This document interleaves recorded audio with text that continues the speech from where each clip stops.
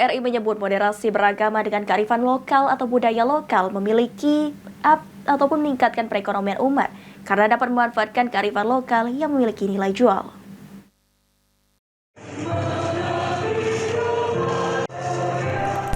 Moderasi beragama memiliki beberapa ekosistem yang salah satunya harus melibatkan kementerian lembaga, Kemenak, dan juga kementerian lembaga non-Kemenak. Salah satunya perguruan tinggi.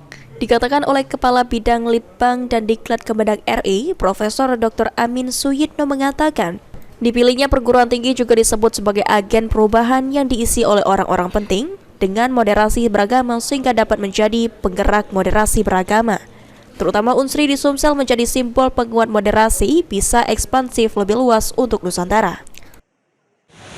Mengapa perguruan tinggi? Karena perguruan tinggi menjadi orang yang mempunyai agen perubahan. Di dalamnya ada sekian ribu mahasiswa, dosen, teknik, mereka ini orang-orang penting selain moderasi beragama yang bisa menjadi penggerak moderasi beragama. Corong dari moderasi beragama itu cukup banyak perguruan tinggi. Karena ada dharma di dalamnya, ada visi riset, pengabdian bermasyarakat, insensi pembelajaran. Nah, kalau ini pinduan dijadikan satu, saya kira akan menjadi kekuatan besar, mengangkat moderasi beragama lebih masif. Selain itu, moderasi beragama dengan kearifan lokal dapat meningkatkan perekonomian umat seperti budaya dan makanan.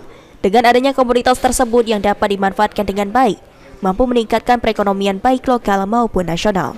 Ilham Wahyudi, PAL TV.